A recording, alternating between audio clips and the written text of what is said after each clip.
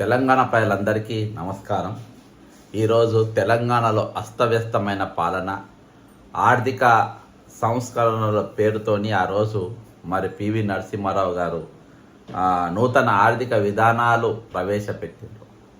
మన్మోహన్ సింగ్ గారు మరి తప్పిపోతున్నటువంటి ఆర్థిక పరిస్థితిని మెరుగుపరిచిండు. ఏ రాష్ట్రంలో చూసినా కాంగ్రెస్ పార్టీ అధికారంలో ఎక్కడున్నా కానీ ఒక మంచి పాలన అనేది అందించేది. కానీ తెలంగాణలో ఈరోజు ఆర్థికంగా అసలు ఎటువంటి క్రమశిక్షణ లేకుండా ఇష్టానుసారమైన పాలన ఇక్కడ జరుగుతూ ఉంది. మరి దానివల్ల ఈరోజు మరి ఎక్కడి బకాయిలు అక్కడనే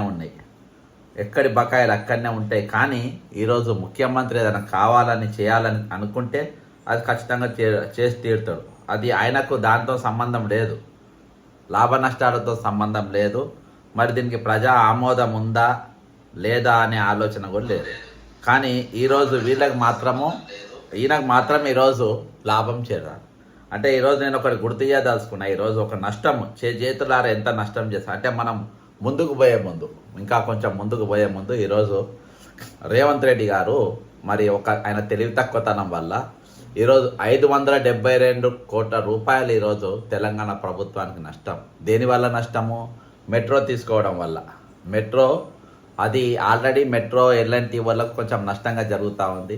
ఈయన నెత్తి మీద పాలు పోసినట్టుగా ఇది ప్రభుత్వం మేము నడిపించుకుంటామని తీసుకుని ఈయన తీసుకున్నది ఏంటంటే ఈయన లాభం కోసం, వ్యక్తిగత ప్రయోజనం కోసము అది ప్రభుత్వ పరం చేసుకుండు. వ్యక్తిగత లాభం ఏ విధంగా అంటే, ప్రయోజనం ఏ విధంగా అంటే దాని కింద ఉన్న భూములు కానీ దానికి ఉన్న జాగాలు కానీ వాటి కోసం ఫ్యూచర్లో మెట్రో అనేది మేఘా కృష్ణారెడ్డికి ఇచ్చినా మనం విచిత్రపోవద్దు. ఇక్కడికి వెళ్ళి తీసుకొని మేఘా కృష్ణారెడ్డికి ఇస్తారు, కింద ల్యాండ్ అంతా ఇక వాళ్ళ ఇష్టం మనసు వాడుకుంటారు, దానికోసం చేస్తారు. సరే, మరి ఇది 570 కోట్ల రూపాయలు ఏ విధంగా నష్టం వచ్చింది? మరి దీనిపైన ఏ ఛానళ్ళల్లో కూడా కానీ, ఏ యూట్యూబ్ ఛానళ్ళల్లో కానీ, లేకుంటే పెద్ద మీడియాలలో కానీ ఎందుకు చర్చ ఉండలేదు? రేవంత్ రెడ్డి అనుమతిస్తలేదా? సరే, మాట్లాడదాం. మెట్రో టేక్ ఓవర్ డీల్లో జాప్యం. రోజుకు 2.50 కోట్ల 2,50,00,000 కోట్ల వడ్డీ చెల్లిస్తున్న రేవంత్ ప్రభుత్వం. రేవంత్ తొందరపాటుతో ఈరోజు ప్రభుత్వ ఖజానాకు భారీ గండి. ఎల్ఎన్టీ సంస్థ కాసుల వర్షం. అర్థమైందా? ఎల్ఎన్టీ సంస్థకు కాసుల వర్షం. ఈ రోజుకి వడ్డీలకు 200 కోట్ల నష్టం. సెప్టెంబర్ నాటి నుండి మరి నాటికి 312 కోట్లకు చేరుకునే ఛాన్స్. రూపాయలు 13,527 కోట్లు. ఐఆర్ఎఫ్సి రుణంపై అవగాహన లేకుండా రూపాయలు 260 కోట్ల నిధులు వృధా. ఐఆర్ఎఫ్సికి 84 కోట్ల ప్రాసెసింగ్ ఫీజు. అడ్వైజరీ కన్సల్టెన్సీకి 176 కోట్ల చెల్లింపు. మెట్రో ఫేజ్ 1 టేక్ ఓవర్ కోసం రూపాయలు 1,461.47 కోట్లతో ఎల్ఎన్టీ ఈక్విటీ కొన్న ప్రభుత్వం. ఈరోజు డీల్ పూర్తయిన ఏప్రిల్ 29 నుంచి జూన్ 1 వరకు వడ్డీ చెల్లిస్తామని ప్రభుత్వ ఒప్పందం.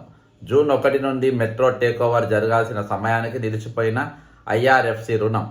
ఓకే, కేంద్రం జోక్యంతో అటకెక్కిన మరి 13,527 కోట్ల మరి ఐఆర్ఎఫ్సి రుణం. టేక్ ఓవర్లో మళ్ళా జాప్యం. ఇప్పుడు సెప్టెంబర్ వరకు ఎల్ఎన్టీకి నిర్వహణ బాధ్యతలు అప్పగించిన ప్రభుత్వం జూన్ 1 నుంచి సెప్టెంబర్ 1 వరకు రోజుకు 2.5 కోట్ల వడ్డీ చెల్లించేందుకు అంగీకారం. ఐఆర్ఎఫ్సి రుణానికి రూపాయలు 260 కోట్ల వడ్డీలకు మరి 312 కోట్ల రూపాయలు కలిపి మొత్తం 572 కోట్ల నష్టం ఇవాళ మన జరిగింది. సెప్టెంబర్ తర్వాత రుణం మంజూరు ఇవ్వకపోతే రోజుకు 2.5 కోట్ల నష్టం ఇక మనం పోవాల్సిందే. ఇది ఆర్థిక పరమైన పరిస్థితి. మరి ఈరోజు ఈయన ఇంతమంది అడ్వైజర్ని పెట్టుకున్నాడు, ఒక్కొక్క అడ్వైజర్లకు జీతాలు ఇస్తుండ్రు.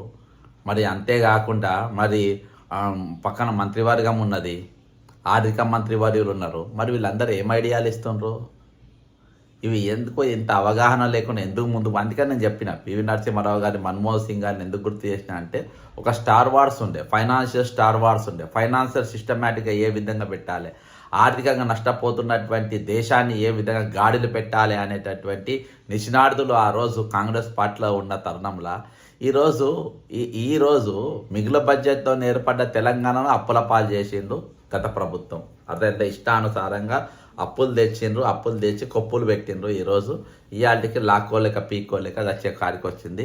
లాస్ట్కి ఎక్కడికి వచ్చిందని అంటే ఇక రిటైర్డ్ వాళ్ళకి పైసలు లేవు, ఫీజు రీఎంబర్స్మెంట్ లేదు, ఆరోగ్యశ్రీకి లేదు. లాస్ట్కు 1.5% జీతంలోకి వెళ్ళి పైసలు కట్ చేసుకొని వాళ్ళకు ఈరోజు 15వ తారీఖుకి వెళ్ళి ఇస్తామన్న హెల్త్ కార్డులు కూడా ఇవ్వలేదు. ఎందుకు ఇవ్వలేదు? ఎందుకంటే వీళ్ళు చేసేది ఈరోజు వ్యాపారం చేస్తున్నారు. వ్యాపారంలో ప్రభుత్వం దివాలు తీసినా పర్వాలేదు, ప్రభుత్వ ఖజానాలో డబ్బు లేకున్నా పర్వాలేదు. ఒకవేళ ప్రభుత్వ ఖజానాకు డబ్బు వస్తే ఆ డబ్బు మా ఖజానాకి ఎట్లా రావాలి, మా లాకర్లకు ఎట్లా రావాలి, మా ఇండ్లకి ఎట్లా రావాలి, మా ఆస్తులు ఎట్లా పెంచుకోవాలి. ఈరోజు ప్రభుత్వం వేరు, మేము వేరు. ప్రభుత్వంతో మాకు సంబంధం లేదు. ఈరోజు రేవంత్ రెడ్డి గారైనా బట్టి విక్రమార్క గారైనా ఉన్న అధికారులైనా ఈరోజు ఎట్లా పనిచేస్తున్నారు అని అంటే ఈరోజు తెలంగాణ ఏర్పడిన ది హై కరప్ట్ అఫీషియల్స్. మీరు ఒకటి గుర్తు చేసుకోండి. ఒకసారి ఈరోజు మనం అనుకుంటా ఉన్నాం, సరే బీఆర్ఎస్ ఉన్నప్పుడు అట్లుండే ఇట్లుండే అని.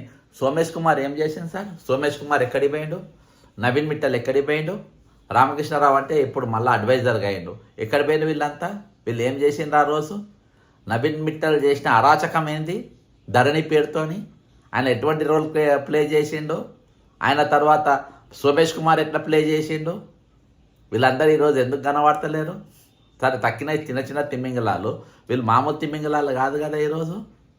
అంటే వీళ్ళు ఈ రాష్ట్రం మాది కాదని ఆ రోజు వాళ్ళు అనుకున్నారు. ఈ ప్రభుత్వం వేరు, మేము వేరు. వీళ్ళంతా లాభాల కోసం పనిచేసింది. ఈరోజు నిజంగా తెలంగాణ మీద ప్రేమ ఉన్నా, హైదరాబాద్ మీద ప్రేమ ఉన్నా, రాజధాని మీద ప్రేమ ఉన్నా ఈరోజు ఆ పాలన వేరే తిరుగుండేది.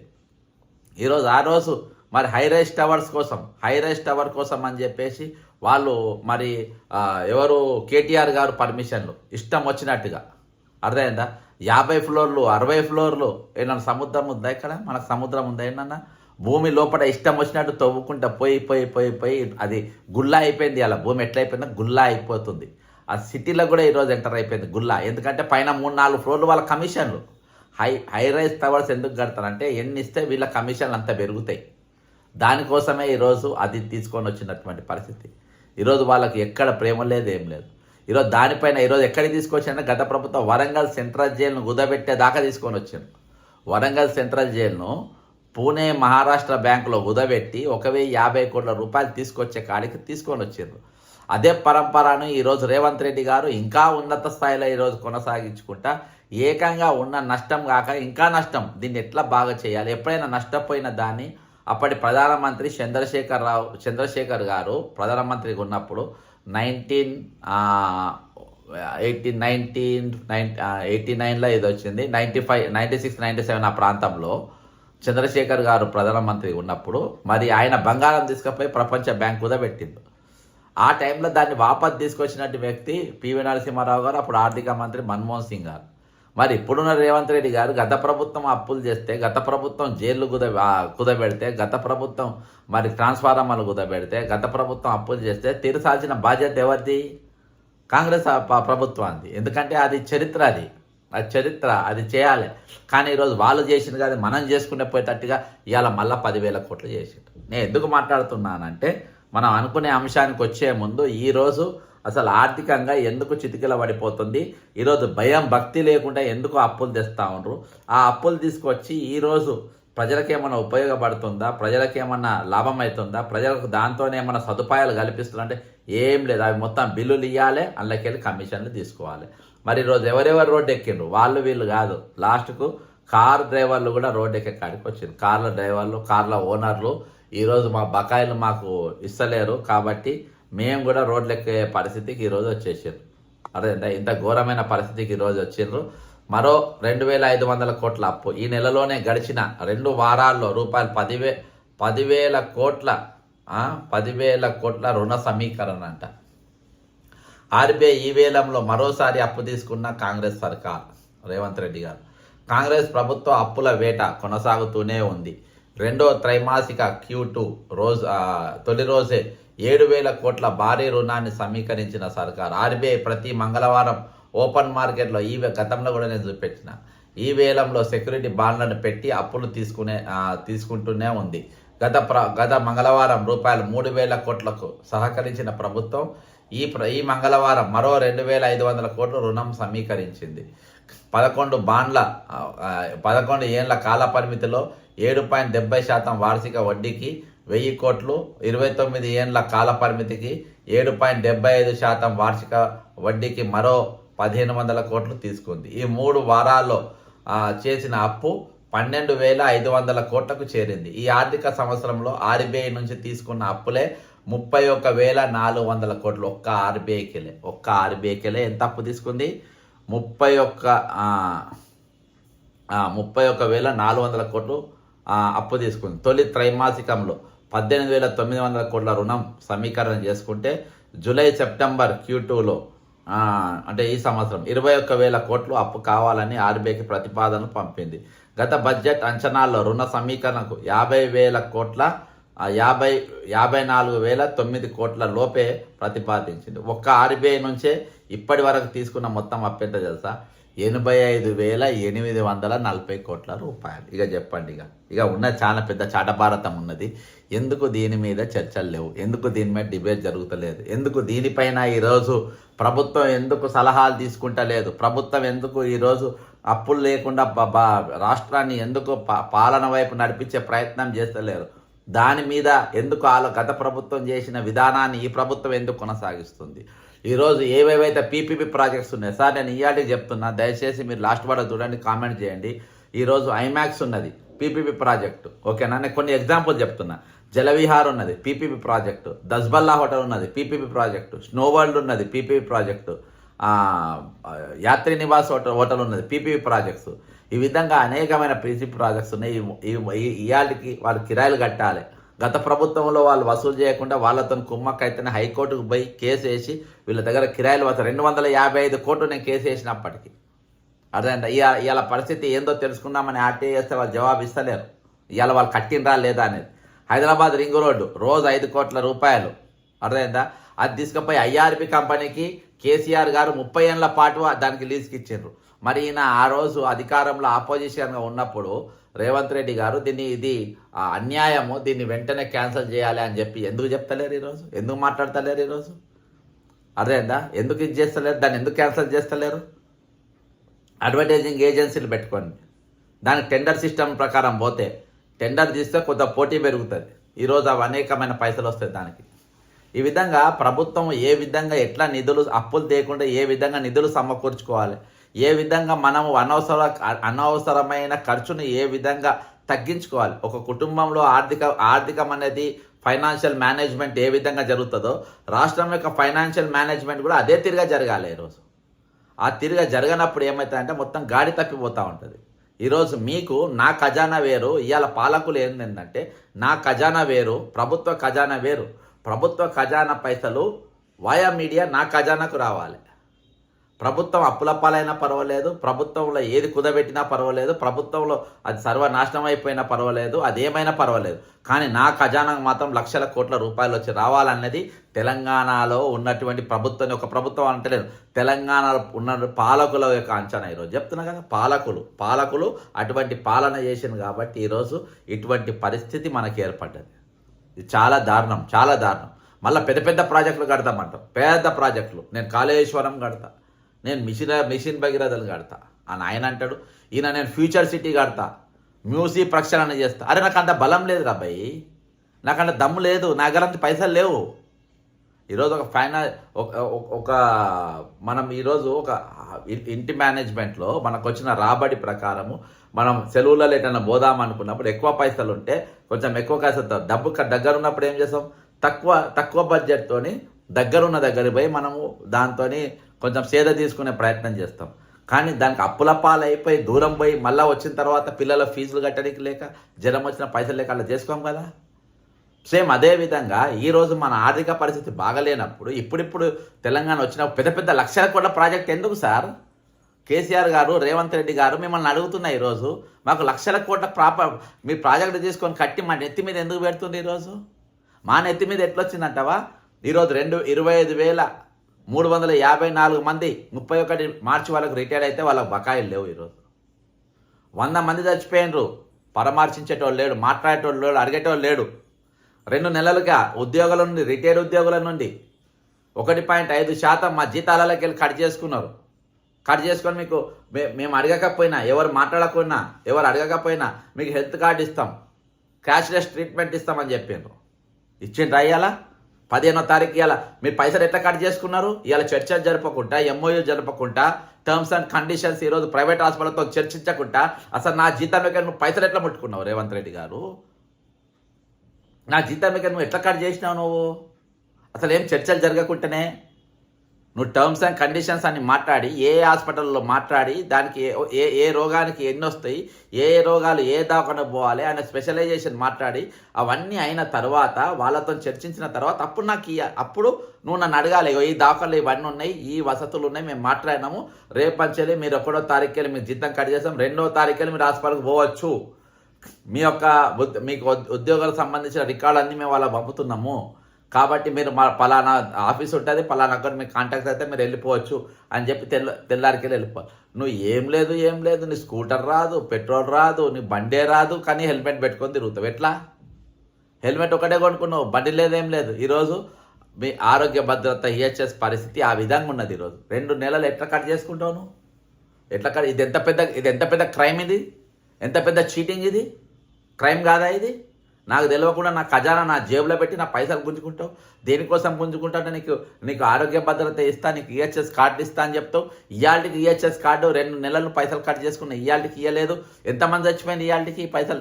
దీనివల్ల ఎంతమంది ఈరోజు ఆగమైపోయింది? ఈరోజు మాకు ఇది వస్తుందని ఆశ పెట్టుకొని ఇక దీనికోసం ₹1 దాచిపెట్టుకుందాం అనుకుంటే దాచిపెట్టుకోకుండా, బయట పాలసీలో పోకుండా ఇవాళ మీరే చెప్తారు టిమ్స్ హాస్పిటల్స్ కడుతున్నాం, 4 టిమ్స్ హాస్పిటల్స్ హైదరాబాద్లో కడతా ఉన్నారు. వేరే హాస్పిటల్ అన్నీ ఉన్నాయి. TIMS hospital super speciality hospitals చేస్తుండ్రు. ఆ టిమ్స్ హాస్పిటల్ మీరు అక్కడ చూసుకోండి, అక్కడ మనది ఫ్రీ, అది మన దాకానే. అపోలోలో ఏ వైద్యం ఇస్తారో అదే వైద్యం మేము అక్కడ ఇవ్వబోతున్నాము.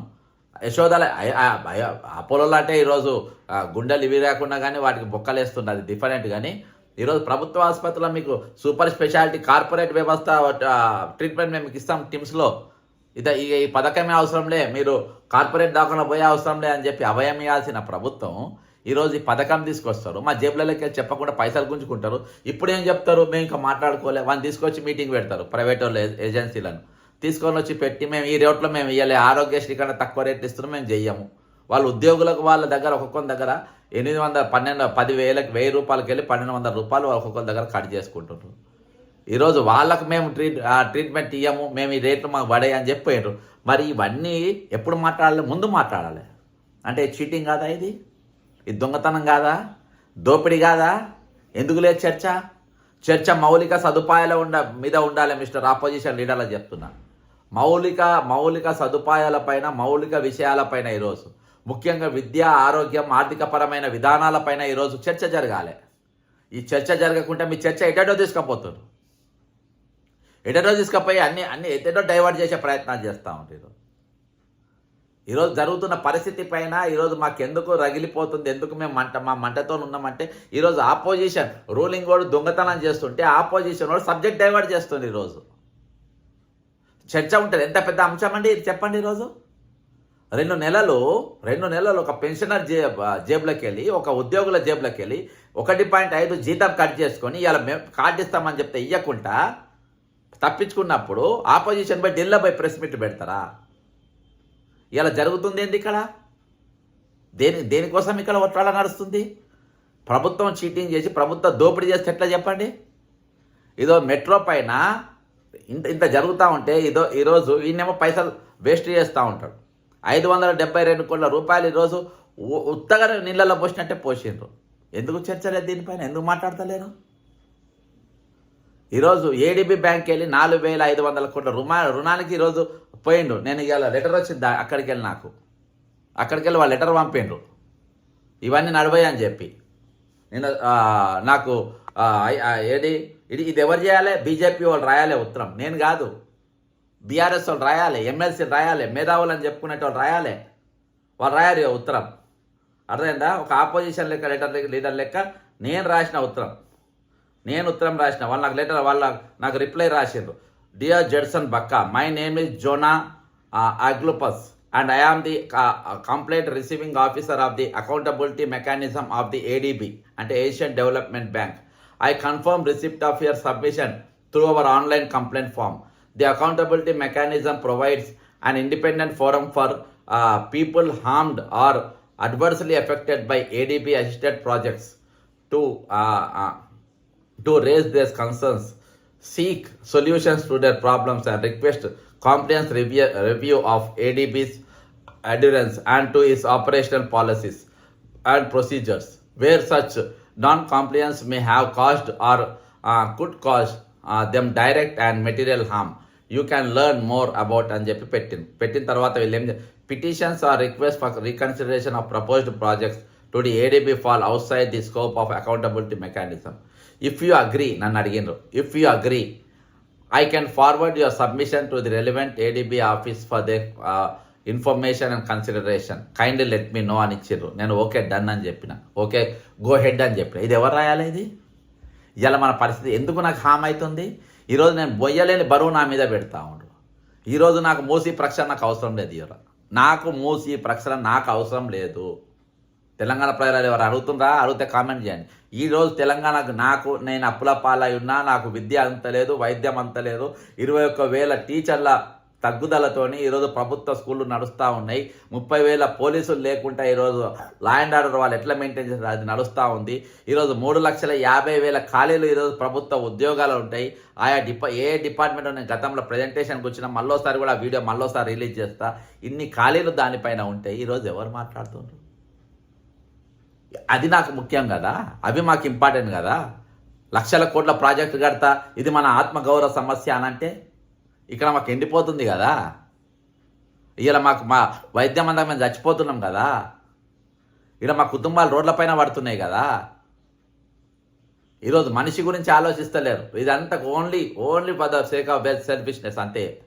ఈరోజు వాళ్ళు బాగుండాలి, వాళ్ళ కుటుంబాల వల్ల తిండి గిండి కాదు, లక్షల కోట్ల రూపాయలు మురుగబెట్టుకోవాలి బ్యాంకులలో. మురిగిపోవాలి. మురిగి అట్నే పోతాయి. ఎవరు తిన్నాడు అవి? రాసి పెట్టుకోండి మీరు. బట్టి గారికైనా నేను మీకు చెప్తున్నా, మంత్రివర్గులకు అందరూ, మీ రాజకీయ నాయకులు అందరూ చెప్తాను, తెలంగాణ ఏర్పడినట్టు నేటి వరకున్న పాలకులు మీరు బుద్ధిమంతులు నీతిమంతులు లెక్క మాట్లాడకండి మీరు. అదేందా ఇప్పటిదాకా మీ దగ్గర ఎన్ని లక్షల కోట్ల రూపాయలు మురిగిపోతున్నాయి. అవి ఎవరికైనా పెడుతున్నాయి? అవి ఎవరు తిన్నారు? లాస్ట్కి అవి అట్నే అయిపోతాయి. నిజాం సర్కార్ ఖజానా లెక్క అయిపోతాయి. అవి ఏడున్నాయో తెలియదు, ఎక్కడ పోయినాయో తెలియదు. దానిలోకి ఆయన రైల్వే ఇవి కట్టిండు, దాఖలు కట్టిండు, క్యాన్సర్ హాస్పిటల్ కట్టిండు, నిమ్స్ హాస్పిటల్ కట్టిండు, రైల్వే తీసుకొచ్చిండు, ఆర్టీసీ తీసుకొని వచ్చిండు, గొసు చెరువులు కట్టిండు, చాలా కట్టిండు ఆయన. మీరు అవి ఏవి లేవు కదా. మీరు అప్పులపాలు చేయాలి, జనం నెత్తి మీద వేయాలి. అప్పులపాలు చేయాలి, జనం నెత్తి మీద వేయాలి. మీరు సాగు ఉండని చెప్పాలి. ఇక తీరొస్తే ఈరోజు వాళ్ళ జేబులలోకి వెళ్ళి అరే ఇంత భయంకరంగా ఈరోజు నడిస్తే ఆపోజిషన్ పార్టీ, ఆపోజిషన్ లీడర్ ఎంత పెద్ద ధర్నా ఉండాలి అని చెప్పండి. ఎంత పెద్ద ధర్నా ఉండాలి ఈరోజు. వాళ్ళ పైసలు వాళ్ళ దగ్గర డబ్బులు గుంజుకొని ఇవాళ హెల్త్ కార్డు 15వ తారీఖు హెల్త్ కార్డు తీస్తామని వాయిదాలు వేసుకుంటా 2 నెలలు ఎట్లా తీసుకున్నారు? ఇది ఎంత పెద్ద క్రిమినల్ అటెంప్ట్ ఇది ప్రభుత్వం చేసింది. ఇది చీటింగ్ అటెంప్ట్ కాదా? ఇది ఇంత పెద్ద చీటింగ్ అటెంప్ట్ అయినప్పుడు ఇవాళ సెక్రటరియట్ ముందు పోయి కూర్చోవాలి. అర్థందా? సెక్రటరియట్ ముందు పోయి వాళ్ళు కూర్చోవాలి. ఈరోజు ఇది మొత్తం డైవర్ట్ చేయడానికి వేరే ప్రెస్ మీట్ వేరే సబ్జెక్ట్లో మాట్లాడతారా? ఈరోజు వేరే తీసుకుపోతారా? ఆ రోజే చెప్పిన నేను హైదరాబాదు 2024 అక్టోబర్ నెల రోజుల పాటు హైదరాబాద్ మీద, అంటే ఎప్పుడైతే ఆంధ్రప్రదేశ్లో టీడీపీ ప్రభుత్వం వచ్చిందో ఆ దీపావళి సమయంలో లోకేష్ గారు పోయి అమెరికాలో ఉంటారు. అక్కడ ఉన్న కంపెనీలు అందరితో మీటింగ్ పెడతారు. ఇక్కడ హైదరాబాద్లో మరి సివి ఆనంద్ గారు సిపిగా ఉంటాడు. హైదరాబాద్ సికింద్రాబాద్ మీద 144 సెక్షన్ పెట్టరు. సికింద్రాబాద్ కేంద్ర మంత్రి ఉంటాడు. ఎందుకు 144 సెక్షన్ పెట్టినావని అడిగాడు. బండి సంజయ్ గారు హోంశాఖ మంత్రి ఉంటాడు, సహాయ మంత్రి. ఎందుకు 144 సెక్షన్ పెట్టినావని అడిగాడు. అసలు 144 సెక్షన్ పెట్టి ఇక్కడ శాంతి భద్రత లేవని అక్కడ చూపించి ఇక్కడికి వచ్చిన కంపెనీలు మొత్తం ఆంధ్రాకి తరలిపోతున్నాయని చెప్పి నేను మొర్రో అని మొత్తుకుంటే ఒక్కడు కూడా మాట్లాడాలి. ఏ రోజైనా మాట్లాడారు? కేటీఆర్ గారు, హరీష్ రావు గారు, బీఆర్ఎస్ నాయకులను అడుగుతున్నా, ఈరోజు బీజేపీ నాయకులను అడుగుతున్నా. 2024 అక్టోబర్కి వెళ్ళి నవంబర్ వరకు నెల రోజుల పాటు 144 సెక్షన్ ఉంటే 144 సెక్షన్ పెట్టి హైదరాబాద్లో శాంతి భద్రత లేవని లోకేష్ గారు అమెరికా గారు ప్రజెంటేషన్ ఇచ్చుకుంటా ఇక్కడ ఉన్న కంపెనీలన్నీ వైజాగ్ తీసుకుపోయే కుట్ర నడుస్తూ ఉందని ఆ రోజు నేను మాట్లాడితే మీరు రికార్డు తీసి చూడండి బయటికి. ఎవరైనా మాట్లాడిందా? ఎవరైనా ఏకీభవించిండ్రా దీంతో?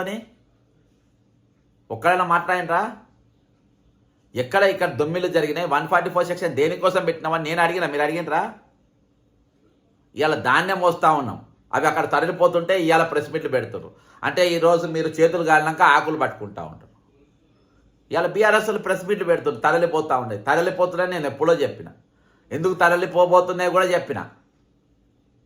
ఇక్కడ అన్ని సక్రమంగా ఉన్నా, అన్ని బ్రహ్మాండంగా ఉన్నా, శాంతి భద్రత ఎక్కడ కూడా భంగం కలగకున్నా, ఎక్కడ హిందూ ముస్లిం గొడవలు జరగకున్నా, సెన్సిటివ్గా ఉన్నది ఇష్యూ, టైం బాగలేదని చెప్పేసి అప్పుడు Israel Hamas, Israel Lebanon, Iran మధ్యలో యుద్ధాలు జరుగుతూ ఉన్నాయి. అక్కడ జరుగుతూ ఉంది, పాలస్తీనా వాటి మధ్యలో జరుగుతూ ఉంది. దాంతోపాటు ఇక్కడ 144 సెక్షన్ అనేది గూగుల్లో కొడితే ఇది వచ్చేటట్టుగా ఏర్పాటు చేసి పెట్టారు.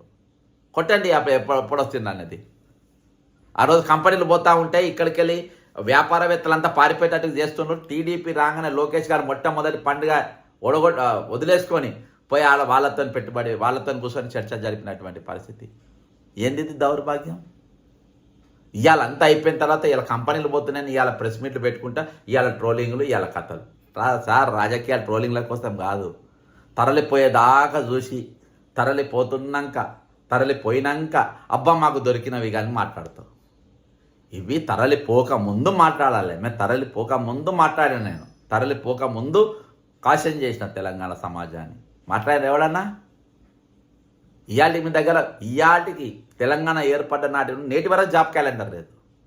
2014లో తెలంగాణ ప్రభుత్వం, మన స్వయంపాలన ప్రభుత్వం, మన ఆత్మగౌరవ ప్రభుత్వం వస్తే ఇవాటికి 12 సంవత్సరాలు దాటిపోయింది. ఇవాటికి జాబ్ క్యాలెండర్ లేదు. ఎన్లల్లో ఎన్నెన్ని ఖాళీలు ఉన్నాయి ఇవాళ దాకా డేటా లేదు. 33 జిల్లాలు పెట్టిండ్రు, ఏ లెక్క చొప్పున పెట్టిండ్రో ఎవడు అడిగేటోళ్ళు లేడు. దానికి సంబంధించిన అన్ని శాఖలకు సంబంధించిన స్టాఫ్ ఈరోజు లేదు. ప్రతిదీ డబ్బుతో కూడుకొని ఉంటుంది. కాబట్టి ఈరోజు మనకు ఒక ప్రణాళికబద్ధంగా ఆర్థికంగా ఏ విధంగా ఈ రాష్ట్రాన్ని పరిపుష్టి చేసుకోవాలనే ఆలోచన ఈరోజు ఉండాలి. అందరికీ విద్య, అందరికీ వైద్యం అందిన రోజు అదే నిజమైన పథకం.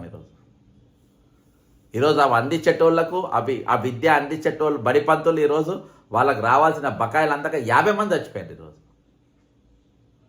పోలీసులు వాళ్ళ బకాయిలు వాళ్ళకి రాక 50 మంది చచ్చిపోయారు. వాళ్ళు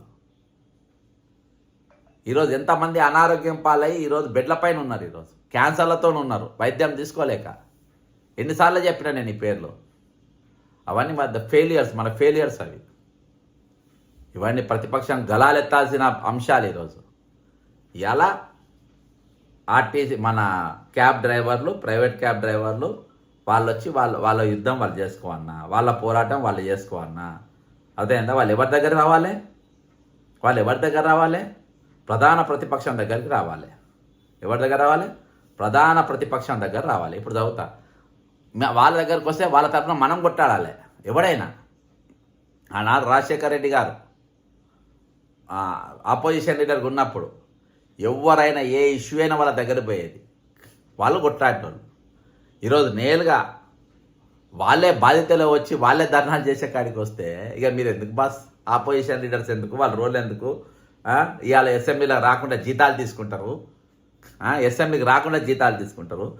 తెలంగాణ యాప్ ఆధారిత డ్రైవర్ల ఫోరం TADF రాష్ట్ర వ్యాప్త నిరసన కార్యక్రమాన్ని ప్రకటించింది.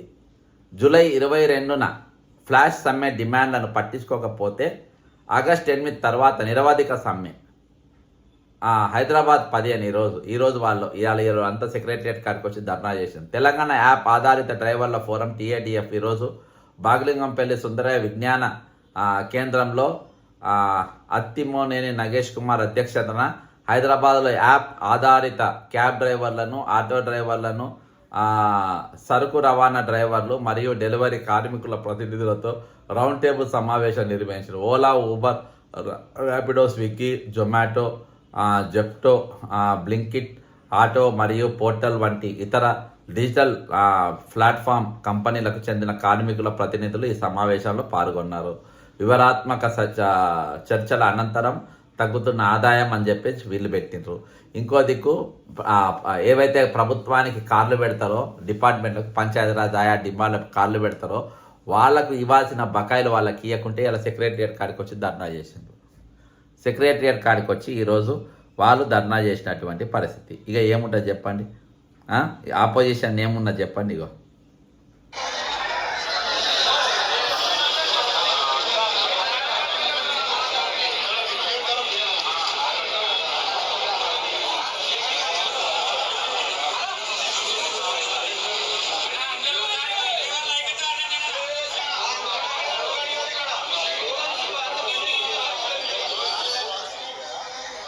ఇలా సెక్రటరియట్ మీడియా పాయింట్ కూడా వచ్చి వాళ్ళంతా ధర్నా పెట్టినటువంటి పరిస్థితి అదేందా, వాళ్ళంతా వచ్చి ఆడ ధర్నా చేసిన పరిస్థితి. ఈరోజు వాళ్ళ పైసలు వాళ్ళకి రావాలని, వాళ్ళ డిమాండ్ వాళ్ళకి రావాలని పెండింగ్ బిల్ల కోసం సెక్రటరియట్ మీడియా పాయింట్ వద్ద అద్దె వాహనాల యజమానుల సమ్మె.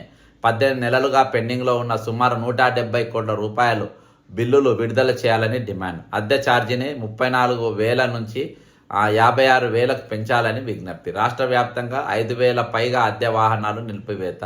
డీజిల్, డ్రైవర్ జీతాలు, ఇన్సూరెన్స్, ఈఎంఐలు చెల్లించలేక తీవ్ర ఇబ్బందులు ఎదుర్కొంటున్నామని యజమానుల ఆందోళన.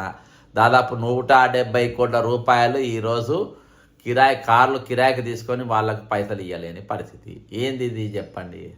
వాళ్ళు ఇప్పుడు వాళ్ళ డ్రైవర్లను పెట్టుకోవాలి, వాళ్ళు నడుపుకోవాలి, ఈఎంఐలు కట్టుకోవాలి, ట్యాక్సులు కట్టుకోవాలి, టోల్ గేట్లు కట్టుకోవాలి, రకరకాల ఖర్చులు దానిపైన ఉంటాయి.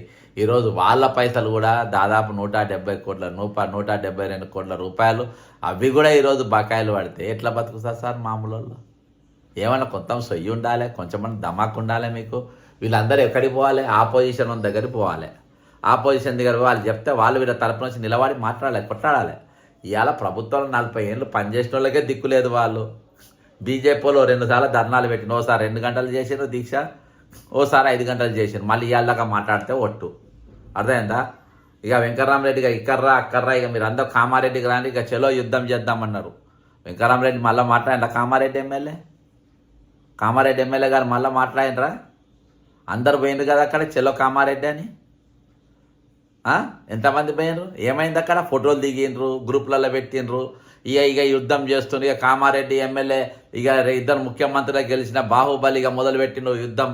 ఇక 2 ఎమ్మెల్సీ రంగంలో దిగిండ్రు, దాని మీటింగ్లో పోయినరు, స్టేజ్ ఎక్కి వాళ్ళు మాట్లాడినరు. అక్కడన్నా కేంద్రంలో వాళ్ళ ప్రభుత్వం ఉంటుంది, నేను కేంద్రంలో రాష్ట్రపతి గారికి ఇస్తాము, మేము కేంద్రంలో ప్రధానమంత్రి గారికి ఇస్తాము, ఫైనాన్స్ మినిస్టర్కి ఇస్తాము, సుప్రీంకోర్టు ఇస్తాము, సుప్రీంకోర్టు రిజిస్ట్రార్కి ఇస్తాము. ఏం జరిగింది ఈరోజు? మాట్లాడండి ఎవడన్నా? ఎక్కడన్నా మాట్లాడిండ్రా? ఒర్రంగా అసెంబ్లీలో ఒక్కసారి హరీష్ రావు గారు మాట్లాడండి, ఒకసారి కేటీఆర్ గారు ఏదో మాట్లాడండి. ఈరోజు మన గలాలు లేకుండా పరిస్థితి ఏందో సార్ అర్థం చేసుకోండి మీరు దయచేసి. మన గలాలు లేకుండా పరిస్థితి ఏంది? ఇవాళ ఈ రాష్ట్రంలో నేను ఎందుకు ఒక పట్టుబడుతున్నా అంటే, ఇవాళ ఈ రాష్ట్రంలో నిజంగా ఆపోజిషన్ రోల్ ఈరోజు రిటైర్డ్ ఎంప్లాయీస్ ప్లే చేయాలి వచ్చే రోజులలో. మీరు కూర్చున్న జాగాల, మీరు సోషల్ మీడియా ద్వారా, వాట్సాప్ల ద్వారా ఈరోజు ఆపోజిషన్ రోల్ ఎవరు ప్లే చేయాలని రిటైర్డ్ ఎంప్లాయీస్ ప్లే చేయాలి. ఈరోజు నిరుద్యోగుల తరపున మీరు మాట్లాడాలి, అవుట్సోర్సింగ్ ఎంప్లాయీస్ తరపున మీరు మాట్లాడాలి, అద్దె పెట్టుకున్న కార్ల తరపున మీరు మాట్లాడాలి, ఈరోజు ఆశా వర్కర్ల తరపున మీరు మాట్లాడాలి, ఈరోజు ఓలా ఊబర్ వాళ్ళ గిగ్ వర్కర్స్ తరపున మీరు మాట్లాడాలి. ఏదో ఒక దగ్గర, ఏదో ఒక వేదిక పైన, ఏదో ఒక దగ్గర ఈరోజు మనం నిలబడాల్సిన అవసరం ఉంది. ఎందుకంటే తెలంగాణలో ఆపోజిషన్స్ లేవు, చచ్చిపోయినాయి. అవన్నీ చచ్చిపోయినాయి. సిండికేట్గా నడుస్తుంది సిండికేట్ పాలన. 100 మంది చచ్చిపోయినా ఎంతమంది ఇళ్ళలో కలవాలి సార్? ఎంతమంది ఇళ్ళలో పోవాలి ఈరోజు చెప్పండి? పోన్నా వద్ద 100 మంది చచ్చిపోయిన మల్లయ్య సార్, జనగాం మల్లయ్య సార్తో కలిపి 100 మంది టీచర్లు చనిపోయినారు, మన మొత్తం ప్రభుత్వ ఉద్యోగాలు చనిపోయినారు. ఏ ఆపోజిషన్ ఎవరిని పోయి పలకరించిందని మాట్లాడండి ఎవరితోనన్నా? ఇంత పెద్ద అగ్నిగుండం ఈరోజు తెలంగాణ రగులుతూ ఉంది. ఏడుంది మీ రోజు? ఏడున్నాయి?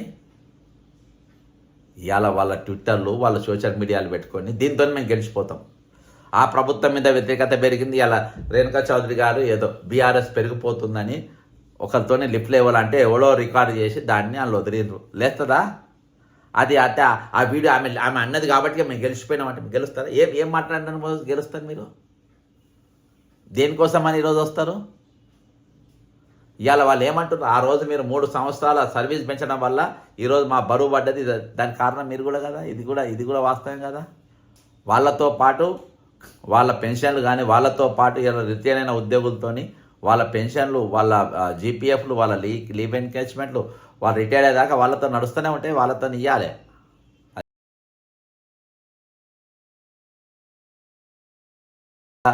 దారుణమైన పరిస్థితి తెలంగాణలో నెలకొన్నది. కాబట్టి ఈరోజు మనమే ఆపోజిషన్ రోల్ ప్లే చేయాలి, మనమే పోరాడాలి, మనమే కొట్లాడాలి, మనమే మాట్లాడాలి, మనందరం మాట్లాడాలి. ఏ పార్టీని నమ్ముకొని ఏం లేదు. అందరు ఎవ్వరి దోపిడీ చేసే అవకాశం కోసం చూస్తూ ఉంటారు. మళ్ళోసారి దోపిడీ చేయడానికి ఏది లేదు, నథింగ్. కాబట్టి మేము చేసింది కరెక్షన్. ఆమె ట్రోలింగ్ చేసుకుంటా ఆమె అన్నది కాబట్టి మేము గెలిచిపోయినట్టే. ఒక రాజ్యసభ సభ్యురాలు అక్కడ ఉంటారు, సోషల్ మీడియాలో ఎక్కడో చూస్తారు, కాంగ్రెస్ వాళ్ళు అసంతృప్తితో వాళ్ళు మాట్లాడతారు, దాంతో వీళ్ళు లేచిపోయి ఇక అయిపోయిందని రాసుకోండి మీరు. ఇవాళ ఎక్కడ కూడా ఆపోజిషన్ రోల్ ప్లే చేయడం బీఆర్ఎస్ టోటలీ ఫెయిల్డ్. ఇవాళ ప్రతిపక్ష పాత్రలో బీఆర్ఎస్ అట్టర్ ఫ్లాప్ అయిపోయింది. ఏ ఒక ప్రధాన సమస్య పైన, ఏ ఒక ప్రధాన ఇష్యూ పైన ఎక్కడ కూడా ఫైట్ లేదు. ఫైనల్గా ఒకసారి కొన్ని కామెంట్స్ వచ్చినాయి, ఒకసారి చూద్దాము. ఈ యూనియన్ లీడర్ల గురించి అయితే ఇక వరస్ట్గా చెప్పని అవసరం లేదు. నిరాహార దీక్ష చెయ్యకు, పక్క చేస్తున్నాను, చేయలేని బ్రదర్, ఇక అయిపోయింది ఆ పని, చేసే శక్తి లేదు. ఒకసారి దీక్షలో కూర్చుందంటే మనం చూసినాం కదా, దాఖలా తీసుకుపోయి పండబెట్టి నాకు బ్లాక్లు ఉన్నాయని చెప్పి స్టంట్లేద్దామని చూసాను మొన్ననే. ప్రశ్నించే గొంతు మీరు సైడ్ చేస్తున్నాను. సింగరేణి రేవంత్ రెడ్డి గారు బావమర్దికి ఇచ్చాడు. బ్రదర్, మొన్న దినాన మంచి క్వశ్చన్ అడిగినావు. నేను మొన్నటి దినాన సింగరేణి విజిలెన్స్లో ఫిర్యాదు ఇవ్వడం జరిగింది. మీరందరూ చూసిండ్రు. మళ్ళొకసారి నేను దాన్ని స్క్రీన్ మీద తెచ్చే ప్రయత్నం చేస్తా. మీరందరూ కూడా చూసిండ్రు. ఈ కంప్లైంట్ ఎవరు ఇవ్వాలి? రైల్లో పోయింది. మొన్న నేను ఇచ్చిన, మీరు చూసిండ్రు. ఈ కంప్లైంట్ ఎవరు ఇవ్వాలి? ఆపోజిషన్. 40 లక్షల టన్నుల బొగ్గు మాయమైపోయింది. 40 లక్షల టన్నుల బొగ్గు మాయమైందని ఎవరు చెప్పిండ్రు? స్వయాన ఆ మంత్రి అయినటువంటి మరి కిషన్ రెడ్డి గారు ముఖ్యమంత్రి గారికి ఉత్తరం రాసిండు. ఒక 4 రోజులైన తర్వాత ఆ కిషన్ రెడ్డి గారు మళ్ళీ స్టేట్మెంట్ ఇస్తారు. అది చాలా చిన్న విషయం, నాకు యూనియన్ లీడర్లు ఆపోజిషన్ లీడర్ వాళ్ళు చెప్తే ఆ ఉత్తరం రాసినా అని అంటాడు. ఆయన ఉత్తరం రాసే మనిషే కాదు, ఆ రకం కాదు ఆయన.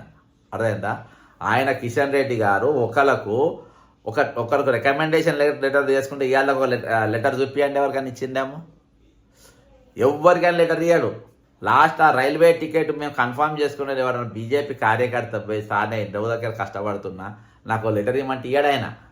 అర్థమైంది? ఆయన కథ అంతా వేరే ఉంటుంది. ఎంఐఎంకి ఇస్తాడు, అసద్కి ఇస్తాడు, వాళ్ళకి ఇస్తాడు, కానీ బీజేపీ కార్యకర్తలకు అంత ఈజీగా ఇయ్యాడు.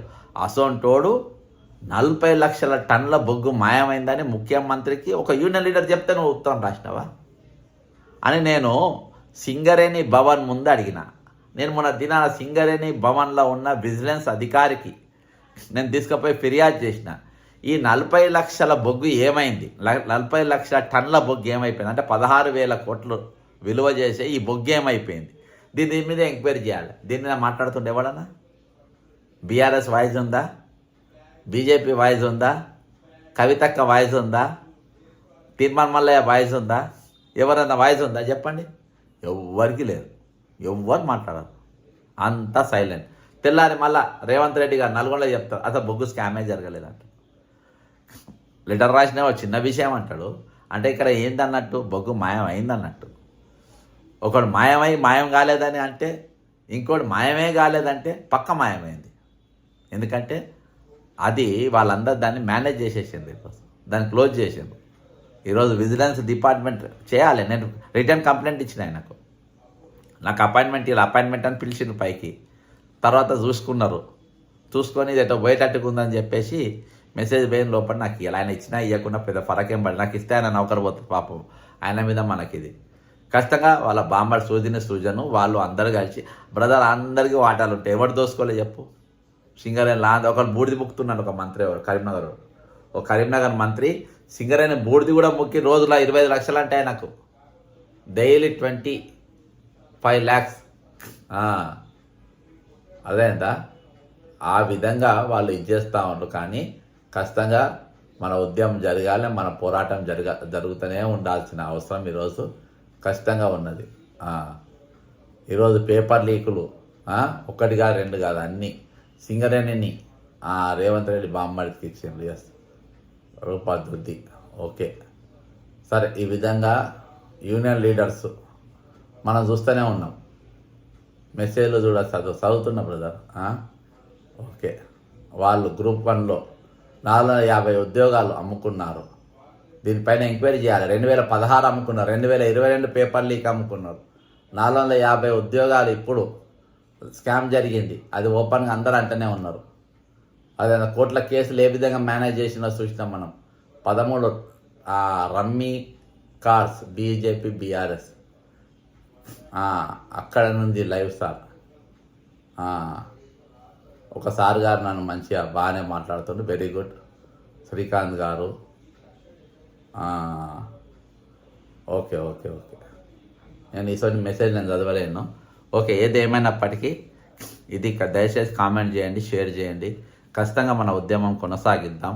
ఆర్థిక పరమైన ఈరోజు ముఖ్యంగా రిటైర్డ్ ఎంప్లాయీస్ మనము ఖాళీగా ఎట్లయినా ఉంటామని అనుకుంటాం. మన సమయాన్ని కాలక్షేపం కోసం గడపకుండా కొంచెం మనము ఉద్యమం వైపు కూడా మనం తిప్పుదాం. ఖచ్చితంగా ఈ సమాజంలో ఉన్న రుగ్మతాలపైన మన వాణిని కూడా ఏదో రూపంగా వినిపించే ప్రయత్నం చేద్దాం. జై తెలంగాణ, అమరవీరులకు జోహార్.